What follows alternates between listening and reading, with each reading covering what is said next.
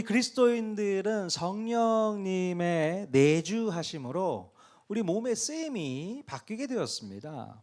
바로 성령님께서 거하시는 거룩한 집, 성전이 되었고요. 하나님의 성품과 속성을 닮은 거룩한 자녀들이 다 되었다는 것이죠. 자, 우리 어떠한 노력 없이도 하나님의 전적인 은혜로 거룩한 신분을 얻게 된 것입니다. 자, 이렇게 거룩한 신분을 얻게 된 우리들은 여기서 멈춰서는 안 된다고 했습니다. 우리의 신분에 걸맞는 거룩한 수준까지 쑥쑥 올라가 줘야 된다 말씀드렸죠. 자, 그래서 베드로 사도는 우리들에게 모든 행실에 있어서 거룩한 자가 되라라고 말씀하고 있습니다. 즉 욕심을 따르는 옛사람을 벗어버리고 거룩함으로 지음받은 새 사람을 입으라라고 말하고 있는 것이죠. 자, 그러기 위해서 늘 하나님 가까이에 머물러 있어야 되고요. 또 더 이상 죄와 타협하지 말아야 되고, 또 세상 속에서 구별된 선택을 해야 된다. 우리 지난주에 말씀드렸습니다. 우리가 거룩한 신분이 되었다고 해서 거룩한 수준으로 저절로 올라가는 것이 아니고요. 자동으로 변화되는 것이 절대 아닙니다. 올바른 선택과 의지적인 결단과 끊임없는 노력과 몸부림이 우리에게 필요한 줄로 믿습니다. 예. 자, 구약의 이스라엘 백성들도 시내산에서 하나님과 언약을 맺은 뒤에 제사장 나라의 거룩한 백성이 그냥 저절로 된 것이 절대 아니었습니다. 바로 하나님께서 정해놓으신 율법을 지켜야 하는 불편함을 경험해야 했던 것이죠. 예, 어떤 율법들이 있었습니까? 음식 규정, 또 제사 규정, 또 안식일을 포함한 절기를 준수하는 규정도 있고요. 할례를 행하는 규정도 있었습니다. 이 모든 율법들을 지킨다는 게 쉬운 일은 절대 아니었습니다. 얼마나 복잡하고 불편한지 몰라요. 그러나 이스라엘 백성들은 하나님의 거룩한 백성이 되기 위해서 그 율법을 열심히 몸부림치면서 지켜나갔다는 것이죠. 그래서 결국 거룩한 백성으로 발돋움할 수 있게 되었다는 것입니다. 자, 오늘날에는 우리 그리스도인들이 이 구약의 율법을 지키지는 않지만 그 대신에 우리 안에 거하시는 성령님의 음성을 듣고서 그때그때 순종함으로 거룩한 행실을 나타내야 되는 것입니다. 자, 그런데 우리들의 이 거룩한 행실을 위한 첫 번째 당부가 오늘 본문에 기록되어 있어요. 자, 에베소서 4장 25절 같이 한번 더 읽겠습니다. 시작. 그런즉 거짓을 버리고 각각 그 이웃과 더불어 참된 것을 말하라. 자, 오늘 본문 말씀에서 사도 바울은 거룩함으로 지음받은 새 사람을 입으라고 권면하면서 제일 먼저 무엇을 해야 한다고 명령하고 있습니까? 더 이상의 거짓을 버리고 이웃과 더불어 참된 것을 말하라고 명령하고 있어요. 자, 지금까지 인간은 거짓의 아비였던 마귀의 자식 사탄의 종으로 살아왔습니다. 그렇기 때문에 죄성을 가진 인간의 삶 속에는 거짓이 난무할 수밖에 없습니다. 자, 그 얘기가 요한복음 8장 44절에 있는데요. 또 같이 한번 읽어보겠습니다. 시작. 너희는 너희 아비 마귀에게서 났으니 너희 아비의 욕심대로 너희도 행하고자 하느니라. 그는 처음부터 살인한 자요 진리가 그 속에 없으므로 진리에 서지 못하고 거짓을 말할 때마다 제 것으로 말하나니 이는 그가 거짓말쟁이요 거짓의 아비가 되었음이라. 자, 예수님께서는 사탄을 뭐라고 표현하고 있습니까? 거짓말쟁이, 거짓의 아비라고 지칭하고 있습니다. 특히 마귀가 가지고 있지 않은 것이 있다고 말씀하고 있는데 그것이 뭐라고 됐어요? 뭘 안 갖고 있다고요? 바로 진리가 그 속에 없다라고 중요한 핵심을 콕 찍어서 말씀해 주고 있습니다. 자, 마귀에는 진리가 없으니 진리에 서지 못하고 거짓될 수밖에 없다라고 얘기하고 있습니다. 마귀는 진리에 서 있지 못합니다. 그러니 거짓될 수밖에 없는 것이죠. 자, 그렇다면 마귀에게는 없는 이 진리라는 것이 도대체 무엇일까? 그럼 진리가 뭡니까? 이의 사전적인 뜻은 바로 참된 이치라는 뜻을 가지고 있어요. 참된 이치. 참된 이치라고 말하는 이 진리는 하나만 있을까요? 여러 개 있을까요? 당연히 진리는 오직 하나밖에 없다고 말하는 것이 당연합니다. 진리는 하나밖에 없어요. 만약에 진리가 여러 개 존재한다면 그것은 이미 진리가 아닌 것이죠. 진리는 오직 하나밖에 없습니다. 자, 그렇다면 여기서 예수님이 말씀하시는 진리란 무엇을 뜻하는 것일까요? 예수님이 말씀하시는 진리, 바로 오직 하나의 참된 진리는 하나님의 말씀, 하나님의 뜻, 하나님의 성품, 하나님의 방법, 하나님의 기준, 자, 이런 것들 바로 성경에서 말하는 진리라고 정의하고 있습니다. 즉 이 세상에서의 진리란 이 세상을 창조하신 창조주 하나님이 참되다고 정의해 주시고 이끌어 주시는 하나의 길을 의미한다고 볼 수 있습니다. 네. 그러니 하나님께서 참되다고 인정하지 않는 것은 모두 다 거짓이 되는 것이죠. 자, 그러므로 마귀는 하나님께서 정하신 이 진리를 벗어나서 하나님을 대적한 존재잖아요. 이런 마귀에게는 진리가 없기 때문에 진리와 반대되는 거짓으로 맞서게 되는 것입니다. 자, 그리고 당연히 마귀의 종으로 사로잡혀 있던 죄인된 인간은 거짓으로 묶여 있는 비참한 삶을 살 수밖에 없는 것이에요. 그래서 가만히 보면 죄인된 인간의 삶 속에는 거짓되지 않은 것이 없습니다.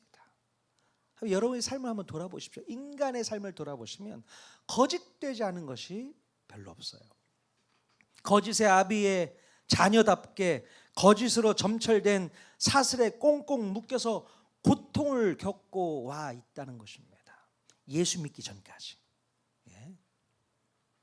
특히 요즘에 우리나라에서 가장 많이 증가하고 있는 범죄의 종류가 뭔지 아십니까? 바로 거짓을 기반으로 한 사기 범죄 사건이 가장 많이 증가하고 있습니다. 뭐가 있어요? 보이스피싱, 또 투자 사기, 또 요즘에는 로맨스 스캠 이런 것도 있고요. 또 중고거래 사기, 여러 가지 많은 사기 사건들이 많이 등장하고 있습니다. 자, 이런 것들은 뭐 살인, 강도, 방화와 같은 강력 범죄보다 아주 더 큰 비율을 점유하고 있다고 합니다. 자, 이렇게 거짓의 아비인 마귀의 통치권 안에서 사람들을 고통스럽게 만드는 강력한 무기로 작동하고 있는 것이 바로 거짓입니다. 이 거짓이 무섭습니다. 예나 지금이나 인간의 거짓됨은 인간의 삶을 올가매는 족쇄이자 고통의 주범이 되었어요. 그래서 우리 예수님께서는 거짓에 의해 고통당하는 인간들에게 놀라운 선포를 해주셨는데요. 요한복음 8장 32절 말씀 같이 읽겠습니다. 시작. 진리를 알지니 진리가 너희를 자유롭게 하리라. 아멘. 거짓으로부터 벗어나서 진리 안으로 들어온다면 진정한 자유함을 찾게 된다고 우리 예수님이 말씀해 주고 계세요. 우리가 진리를 만나게 되면 거짓 사슬을 끊어버릴 수 있게 되고 인간을 고통스럽게 했던 거짓의 늪에서 자유를 찾을 수 있게 된다는 말씀입니다. 여러분, 인간의 거짓 때문에 발생하는 모든 문제들 가운데서 진정 자유하시기를 원하십니까? 아멘. 그렇다면 길이요, 진리요, 생명 되신 예수님께로 나아오실 수 있기를 바랍니다. 예수님을 믿고 구원받은 백성이 되면 진리의 영이신 성령님께서 여러분 마음 가운데 들어와 주셔서 거짓을 소멸케 하시고 우리를 진리로 인도해 주실 것을 믿을 수 있기를 바랍니다. 진리의 영, 성령님이 우리 안에 들어오시면요, 우리 안에 있었던 모든 거짓이 사라지게 될 줄로 믿습니다. 네. 자, 에베소 4장 21절 말씀 같이 한번 읽어보겠습니다. 시작. 진리가 예수 안에 있는 것 같이 너희가 참으로 그에게서 듣고 또한 그 안에서 가르침을 받았을진대. 네. 진리가 예수 안에 있고 예수님이 내 안에 계시면 진리는 어디에 있는 것입니까? 내 안에 진리가 들어와 있는 것입니다. 여러분 믿으십니까? 진리가 예수 안에 있고 예수가 내 안에 있으면 그 진리는 나의 마음 가운데 이미 들어와 계신 것이죠. 자, 이렇게 진리의 영이신 성령님께서 내 안에 찾아오셔서 우리를 거룩한 신분으로 바꿔놓은 이후에 우리에게 찾아온 놀라운 변화가 있다면 어떤 변화일까요?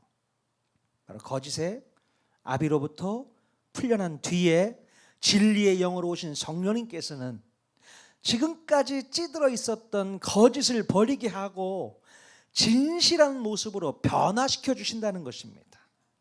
우리를 어떻게 변화시킨다고요? 진실한 모습으로 변화시켜 주신다는 겁니다. 아까 읽었던 25절에 거짓을 버리고 이웃과 더불어 참된 것을 말해라 라고 말씀하고 있는데, 이 참된 것이 바로 진실함을 표현하고 있는 것입니다. 예. 자, 그러므로 진리는 하나님께 속한 절대적인 기준과 본질을 의미한다면 진실함이란 하나님의 진리를 우리가 대하는 태도라고 말할 수 있습니다. 이해가 되세요? 진리는 하나님께 속한 절대적인 기준과 본질, 그렇다면 진실함이란 그 하나님의 진리를 우리가 대하는 태도라고 말할 수 있는 것이죠. 즉 진리가 하나님의 절대적인 기준이라면 진실함은 그 기준 앞에서 거짓 없이 서 있는 삶을 의미한다 볼 수 있습니다. 우리가 진리를 알고서 진리 가운데 거하게 되면 우리의 삶의 태도는 아무 거짓이 없는 진실함으로 나타난다는 것을 깨달을 수 있기를 바랍니다. 네. 자, 그러므로 예수님을 믿고 구원받은 하나님의 자녀들은 거룩한 삶의 열매로서 평소의 삶 가운데 진실함이 자연스럽게 나타나야 되는 거예요. 진실함이 묻어나야 되는 것입니다. 자, 여러분의 진실된 모습을 통해서 거룩한 신분으로 여러분이 변화되었음을 증명해 주셔야 되는 것입니다. 네. 자, 그런데 만약에 여전히 여러분의 삶이 거짓되고 위선적이고 가식적이고 겉과 속이 다르다면 자기 스스로를 평가해 보시고 다시금 진실된 삶을 살기 위해서 우리는 몸부림쳐야 되는 것입니다. 예. 정말 진리에 여기신 성령님이 내 안에 오시면 거짓이 떠나가야 되는 거예요. 진실된 모습으로 변화되어야 될 줄로 믿습니다. 자, 그렇다면 진실한 사람의 특징이 있다면 어떤 특징들을 가지고 있을까요? 그 특징을 보면 진실됨을 우리가 알 수 있게 되죠. 첫 번째로 진실한 사람은요, 겉과 속이 같을까요? 다를까요? 같습니다. 이게 진실한 사람의 특징입니다. 북한 속담에 이런 속담이 있어요. 사과가 되지 말고 토마토가 되어라. 들어보셨죠? 사과가 되지 말고 토마토가 되라. 무슨 뜻입니까? 사과는 겉은 붉고 예쁘지만 그 껍질을 깎아보면 속은 어떻습니까? 하얗기 때문에 겉과 속이 다른 위선적인 사람을 비유합니다. 자, 반면에 토마토는요, 겉도 붉고 속도 똑같이 색깔이 붉기 때문에 겉과 안이 똑같은 투명하고 진실된 사람을 비유한다, 이렇게 볼 수 있습니다. 자, 그러면 우리 그리스도인들은 겉과 속이 똑같은 토마토 같은 진실한 사람이 되어야 될 줄로 믿습니다. 우리 옆 사람이 이렇게 권면했으면 좋겠어요. 토마토 같은 진실한 사람이 되세요. 예, 토마토 같은 진실한 사람이 되시기를 바랍니다. 정말 그래요. 겉과 속이 똑같은 사람, 진실한 사람입니다. 진실한 사람은요, 다른 사람들 앞에 있을 때의 모습과 혼자 있을 때의 모습이 크게 다르지 않습니다. 예. 즉 상황에 따라서 사람들 앞에서 가면을 바꿔 쓰지 않는다는 거예요. 사람은 참 가면을 잘 바꿔 쓰기도 하지요. 예. 교회에 오면 거룩한 성도의 가면을 갈아 쓰기도 하고, 또 집에 가면 또 이상하게 이상한 가면을 또 씁니다. 직장에 나가면 또 직장에 또 필요한 가면을 갈아 쓰기도 하고요. 자, 그러나 진실된 사람은 가면이 많지 않은 것 같습니다. 겉과 속이 똑같아야 돼요. 나 혼자 있을 때나 또 내 옆에 누가 있을 때나 그 가면 다 벗어버리고 본 모습을 보여주시면 좋겠습니다. 또한 속에서 나오는 말과 겉으로 드러나는 행동이 일치하려고 노력하는 사람이 이 사람의 특징입니다. 또 사람들에게 잘 보이려고 과장하지도 않고요. 또 사람들에게 인정받기 위해서 없는 모습을 꾸며내려고 하지도 않습니다. 이렇게 거짓 없는 진실한 모습을 갖추게 된다면 내 주변 사람들은 이런 나의 모습에 긴장을 풀게 되고 경계심을 내려놓게 되는 것이죠. 그렇잖아요. 그럼 진실된 사람 옆에 있으면 긴장이 풀어져요. 긴장을 할 이유가 없는 것이죠. 진실된 사람 앞에는 그렇게 편해집니다, 마음이. 여러분 모두가 다 진실된 사람이 다 되실 수 있길 바랍니다. 자, 두 번째로 진실한 사람의 특징은 자신의 부족함을 인정하는 특징이 있어요.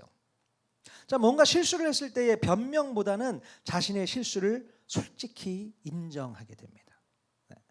그래서 완벽한 척하지도 않고 잘난 척하지도 않습니다. 자신의 잘못을 감추려고 하기보다는 자신의 잘못을 정직하게 고하며 회개할 줄 아는 사람이라는 것이죠. 하지만 진실하지 못한 사람은 자신이 실수를 했어도 여러 가지 핑계를 대고 변명을 하면서 책임을 회피하려고 합니다. 오히려 남 탓을 하면서 자신의 책임을 남에게 전거하려는 특기가 있어요. 내가 책임을 져야 될 부분도 어떻게 해서든 핑계를 내면서 남에게 전가를 한다는 것이죠. 그리고 문제가 발생하면 해결하려고 하지도 않고 덮어두려고 합니다. 문제가 생기면 해결을 해야 되잖아요. 그런데 덮어둡니다. 왜 그렇습니까? 왜 그럴까요? 왜냐하면 바로 이 사람은 진실을 직면하지 않으려는 마음과 연결이 되어 있기 때문에 그래요. 진실을 대하기가 두려운 것이죠. 진실을 직면하는 것이 두렵고 자신의 잘못이 드러나는 것이 두렵고 책임지는 것이 부담스럽기 때문에 문제를 해결하기보다는 감춰버리게 되는 것입니다. 너무나도 안 좋은 모습이죠. 또한 세 번째 진실한 사람의 특징은 어떤 특징이냐면 자신의 말에 언제나 진심을 담고 이야기하는 특징이 있습니다. 말에 진심이 있어요. 자, 사람들 중에는요 빈말을 쉽게 내뱉는 사람이 있습니다. 빈말이 뭔지 아시죠? 네. 나중에 밥 한번 먹자 그래 놓고서 전혀 연락이 없습니다. 내가 널 위해서 기도할게 그래 놓고서 기도 한마디 안 해요. 이게 빈말 아니겠습니까? 그냥 빈말이라도 해서 자신의 이미지를 미화시키려는 수작이죠. 밥 한번 먹자 얼마나 좋은 말이에요. 그때 당시에 내 이미지를 더 높일 수 있는 그런 방법이라고 생각하는 것 같습니다. 하지만 진실한 사람은 자신이 내뱉은 말에 반드시 책임을 질 수 있습니다. 그렇기 때문에 실없는 농담을 잘 하지도 않아요. 실없이 농담하시는 분들 있잖아요. 별로 신뢰감이 안 갑니다. 유머가 있는 건 다르거든요. 쓸데없이 농담하지 마십시오. 실없이 농담하지 마십시오. 진실한 사람이 되시면 좋겠습니다. 밥 먹자고 했으면 반드시 약속 잡고 기도하겠다고 했으면 반드시 기도해 주시기 바랍니다. 자, 그러므로 어떤 말을 할 때에는 신중하게 생각을 하고 말을 꺼내야 되는 거예요. 듣기 좋은 말이라도 실천하지 않는 말은 자신의 거짓됨을 증명하는 겁니다. 그래서 아무리 좋은 말이라고 해도 실천할 수 있어야 된다. 오늘 우리는 진실함에 대해서 함께 나누고 있는데요. 이 진실함을 표현할 때에 정말로 주의해야 될 것이 하나 있는데 바로 진실함을 가장한 그 모습 뒤에 거짓된 모습이 숨어 있을 때도 있음을 깨달아야 됩니다. 진실한 것 같은데 거짓되다. 이게 무슨 말인가요? 자, 무슨 말이냐면 누군가에게 솔직한 태도를 보이는 것을 진실함이라고 오해를 하는 경우가 있습니다. 팩트라고 하는 이 사실을 말하는데 그 사실이 진실하지 않을 수 있다는 것을 우리가 알아야 되는 겁니다. 자, 여러분, 솔직한 태도가 좋은 태도입니까? 나쁜 태도입니까? 잘 생각해보고 대답하세요. 솔직한 게 좋은 거예요? 나쁜 거예요? 자, 우리의 솔직하면요, 이 상황에 따라서 좋을 때도 있고 나쁠 때도 있습니다. 네. 이런 사람들이 있어요. 난 원래 직설적이야. 그래서 팩트만 말해. 자, 팩트를 말했을 뿐인데 뭐가 문제야? 아니, 사실을 말하고 있잖아. 근데 이게 뭐가 문제가 되냐고. 네? 있는 그대로를 말한 것뿐인데, 아니 왜 너는 상처를 받는 거냐? 있는 그대로를 내가 얘기하고 있잖아. 그게 상처받을 일이야? 정말로 팩트만 난무하는 세상이 좋은 세상일까요? 자, 거짓이 아니라 사실만을 드러내는데 이게 나쁠 게 뭐가 있겠습니까? 거짓이 아니고 사실이래요. 사실이 모든 것을 다 지배하고 있다면 나쁠 게 뭐가 있겠어요? 물론 거짓된 것보다는 좋을 수 있어요. 하지만 그 거짓됨 못지않게 나쁜 영향을 끼칠 수 있는 것이 이 팩트라는 것을 알아야 돼요. 사실이 그만큼 나쁜 영향도 끼칠 수 있다는 것을 우리가 알아야 됩니다. 왜냐하면 모든 인간은 다 죄성을 가지고 있어요. 그죠? 그래서 인간의 팩트는요, 죄성을 동반해서 종종 날카로운 칼로 작용할 때가 있습니다. 네. 사실은 맞는데 그 사실이 사람을 죽이기도 합니다. 틀린 말은 아닌데 그 맞는 말이 관계를 깨뜨리는 경우도 많습니다. 그게 문제라는 거예요. 요즘에 국민신문고 제도가 있는 거 아시죠?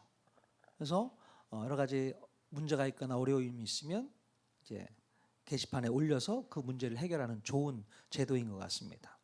근데 또 반면에 좋지 못한 것도 있는 것 같습니다. 그러니까 국민신문고 어플이 있는 거 아시죠? 그래서 주차 위반을 한 차량이 있으면 직접 사진을 찍어서 내가 어플에 올리면 신고를 할 수 있어요. 신고가 되어지면 주차를 잘못한 차량은 딱지를 끊게 되어 있습니다. 아세요? 한번 해보신 분 계십니까? 저는 해보진 않고 당해보기는 했습니다. 주차 딱지가 여러 번 날라왔어요. 저희 교회 앞에서. 자, 이런 것들이 물론 좋은 의도로 마련되었다라고 생각을 합니다. 그런데 자꾸 이 딱지가 날아올 때가 있어요. 이상하게 어느 날은 제가 정확하게 잘 됐다고 생각했는데 그게 상황에 따라서 바뀌는 거예요. 그래서 딱지가 날아왔습니다. 그것도 누가 사진을 찍어서 올린 겁니다. 주일에. 보통 주일에는 사진을 카메라가 안 찍거든요. 그런데 억울한 마음이 들 정도로 속상하더라고요. 자, 맞는 것 같아. 법규를 위반한 건 맞아. 근데 그 마음 가운데 속상함이 막 생기는 거죠. 그런 마음 겪어본 적 없으세요? 한 번은 아침에 버스 전용 차선을 제가 들어가려고 들어갔는데 우회전을 이제 하려고 했는데 좀 미리 우회전을 했어요. 그랬더니 뒤에 있던 차가 제 차를 찍어서 올린 겁니다. 버스 전용 차선 위반을 했다고. 비싼 딱지요금이 날라왔어요. 너무 속이 상하는 거죠. 그러니까 좋은 제도긴 한데 어떤 마음을 들게 하냐면 불신하는 마음이 생기게 되더라고요. 그래서 나도 복수 한번 할까? 돌아다녀 보면서 보니까 저 차도 불법인데 저 차도 불법인데 찍어서 올리면 저 차도 딱지 내겠는걸? 이런 생각이 막 드는 거예요. 안에 죄성이 있어서 그런가? 한번 해볼까 나도? 이게 불신의 마음이 생기는 겁니다. 이게 없어야 되는데 사실을 얘기했는데 사실이 좋은 세상을 만드는 게 아니라 불신의 세상을 만들게 되는 것입니다. 공산주의 사회 제도가 이런 모습 아닙니까?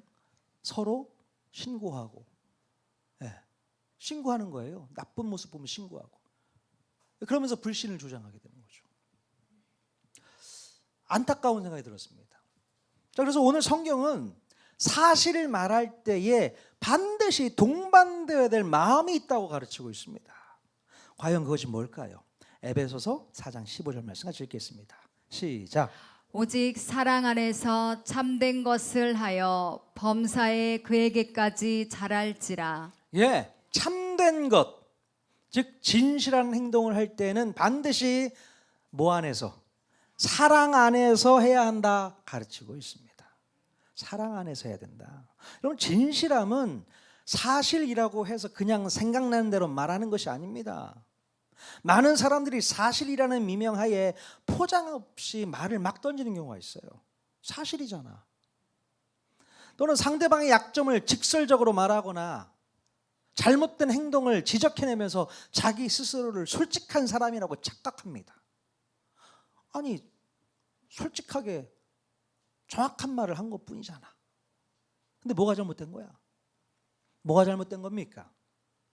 거기에는 사랑이 없다는 거죠. 자, 이런 사실들을 말할 때 진정한 사랑에서 꺼낸 말인지를 한번 스스로에게 물어보셔야 되는 거예요.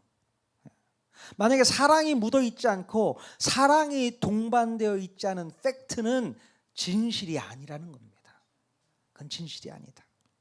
처음에 말씀드렸지만 진실됨의 기반은 바로 하나님의 진리 안에서 이루어지는 거잖아요.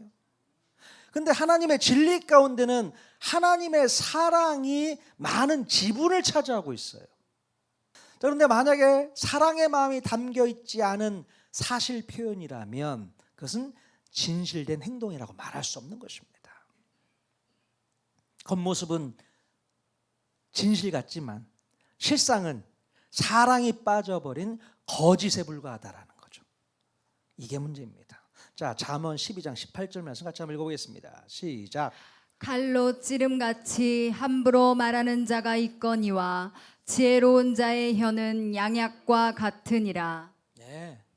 칼로 찌름같이 함부로 말하는 자가 있지만 지혜로운 자의 혀는 양약과 같다. 지혜로운 자의 혀는 뭘까요? 사랑을 품고 사랑으로 나아가는 말인 것 같습니다. 물론 법대로 사실대로 잘못한 거니까 사진 찍어서 올리면 뭐 된다고 생각할 수 있겠지만 사랑하는 마음이 있을까요? 정말 나라의 어떤 안전과 그런 어떤 사랑의 마음을 가지고 했는지는 모르겠습니다. 오히려 그런 불편함이 있으면 메모지를 써서 이렇게 붙여서 한 번 더 확인해 주면 아, 그래, 이게 잘못한 거지 하면서 마음의 어떤 회복이 있지 않을까 싶은데 그런 게 전혀 없이 계속 딱지만 날라오니까 속상하죠. 자, 여러분, 절대로 필터가 없는 말은 진실함이 아닙니다.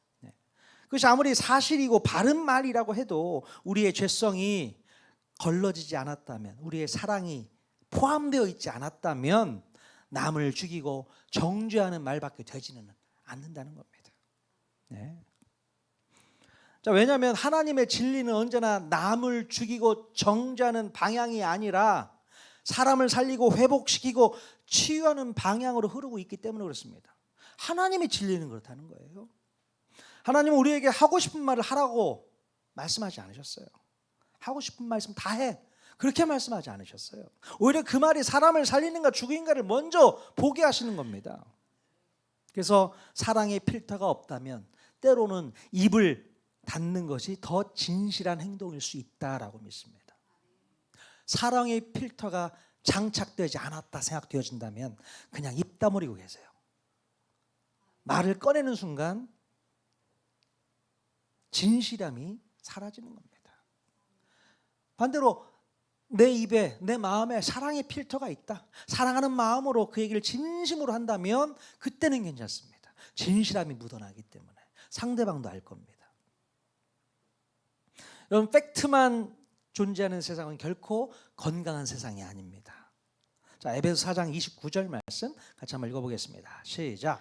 무릇 더러운 말은 너희 입 밖에도 내지 말고 오직 덕을 세우는데 소용되는 대로 선한 말을 하여 듣는 자들에게 은혜를 끼치게 하라. 자, 요즘 세상은 이 팩트 체크에 집착을 합니다. 그러니까 너무나도 거짓이 난무하고 가짜 뉴스가 판을 치기 때문에 팩트에 집착할 수밖에 없어요.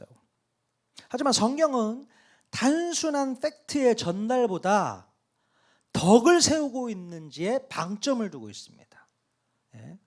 즉 팩트 전달보다는 덕을 세우고 은혜를 끼치고 있는지를 더 중요하게 여기고 있다는 것입니다. 사실만 정확하면 다 되는 것이 아니에요. 아무리 팩트가 정확하다 해도 덕을 세우는 것이 아니고 은혜를 끼치는 것이 아니면 그것은 더러운 말이 될 수 있다는 거 여러분 기억하실 수 있기를 바랍니다. 왜냐하면 사탄도 사람의 약점을 정확하게 알기 때문에 거짓으로는 공격하지 않습니다. 오히려 때로는 정확한 사실로 사람을 공격하고 정죄하는 게 사단입니다. 너는 죄인이야. 너는 늘 실패했잖아. 이 말은 다 사실이고 틀리지 않았습니다. 하지만 거기에는 사랑도 없고 회복도 없고 덕을 세우지도 못합니다. 자, 그래서 팩트만 가득한 세상은 오히려 서로를 두려워하고 불신하게 만드는 악영향을 끼치고 있다는 것이죠. 그럼 욥의 친구들을 잘 아시죠? 욥이 고난을 받고 있을 때 욥의 친구들이 찾아와서 뭔 말을 계속합니다. 그 말을 뜯어보면 틀린 말이 없어. 뭐 대부분 다 맞는 말이에요. 하지만 하나님께서는 그들의 말에 뭐라고 얘기하십니까? 잘못됐다. 너희들 그러면 못 써. 꾸중하시는 모습을 볼 수 있게 돼요. 아무리 좋은 말, 아무리 맞는 말, 바른 말이라도 사랑으로 다가가지 않으면 하나님 앞에 혼납니다. 그럼 바리새인들이 간음한 여인을 현장에서 잡아다가 예수님께 끌고 왔죠. 팩트는 바로 율법을 범한 여인이었지만, 자, 그들은 회복보다는 정죄하기를 원했습니다. 하지만 예수님께서 죄 없는 자가 먼저 돌로 치라 라고 말씀하시면서 오히려 사랑과 긍휼로 회복시켜 주신 것을 볼 수 있습니다. 죄를 지었으면 당연히 벌을 받아야지. 그게 인간의 생각인 것 같습니다. 오히려 그걸 통해서 예수님을 공격하려고 했던 이 바리새인들의 그 마음을 예수님께서 보신 것 같습니다. 너희 마음의 심보가 고약하구나. 그래서 오히려 사랑과 긍휼로 그 여인을 회복시켜 주시는 우리 예수님의 모습을 볼 수 있게 되는 것입니다. 좀 적당하게 있는 말이라고 그대로 하지 마십시오. 안타까운 것이 요셉, 그 구약 성경에 나오는 요셉 아시죠? 요셉이 꿈을 꿨는데 그 꿈을 있는 그대로 형들한테 다 얘기를 해버리네. 너무 지혜가 없어. 그러니까 그 꿈 얘기를 들으니까 형들이 그 얘기를 듣고 얼마나 속이 상합니까? 저 같아도 상하겠는데 요셉이 지혜가 없는 거죠. 그냥 꿈꾸고 내 마음 가운데 새기고 있으면 됐지. 뭘 그걸 다 떠버리고 얘기를 합니까? 그럴 필요가 없는 얘기인데 말이죠. 그러니까 우리의 입술에 지혜가 분명히 있어야 되는 것이죠. 사랑하는 마음, 덕을 세우는 마음, 이것이 바로 진실된 마음으로 연결된다는 거 꼭 기억할 수 있기를 바랍니다. 우리 사랑하는 우리 통하는 교회 성도님들, 자, 오늘은 진실하다는 것이 단순히 속마음을 다 쏟아내는 것이 아니라는 사실을 우리가 분명히 깨달아야 됩니다. 하나님께서 원하시는 진실함은요, 사람을 찌르는 칼 같은 말이 아니라 진리 안에서 사람을 살리는 양약 같은 말을 사용해야 된다고 말씀하고 있습니다. 우리의 입술이 사실을 말할 수 있습니다. 그러나 그 사실 속에 사랑이 빠져 있으면 그것은 진실이 아니라 또 다른 무기이고 또 다른 공격이고 또 다른 상처가 될 수 있다는 것을 명심해야 돼요. 그래서 하나님은 우리에게 하고 싶은 말을 다 하라가 아니라 덕을 세우는 말을 하라라고 명령하고 있는 것입니다. 덕을 세우는 말을 해. 듣는 자에게 은혜를 끼치는 말이 진실한 말인 줄로 믿습니다.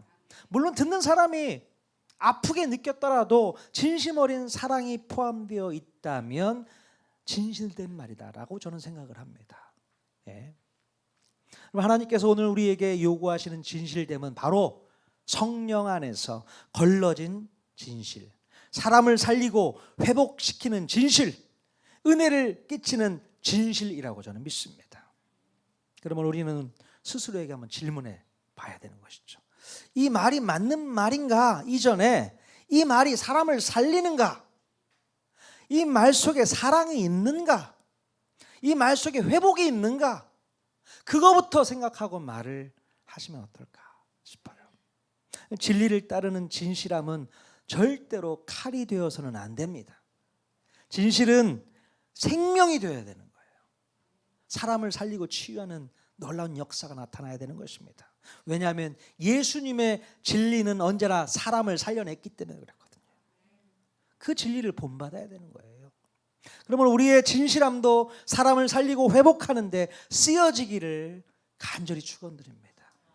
우리 통하는 교회 모든 성도들 마음 가운데 진실된 마음으로 상대방을 대하면 너무 좋겠습니다. 그 진실함이 각 개인을 살리고 회복시키시고 또 교회를 성장케 하는 놀라운 원동력이 되리라 저는 믿습니다. 네, 그 마음 가지고 이번 한 주도 승리하며 살아가기를 주님의 이름을 간절히 축원드립니다. 아멘.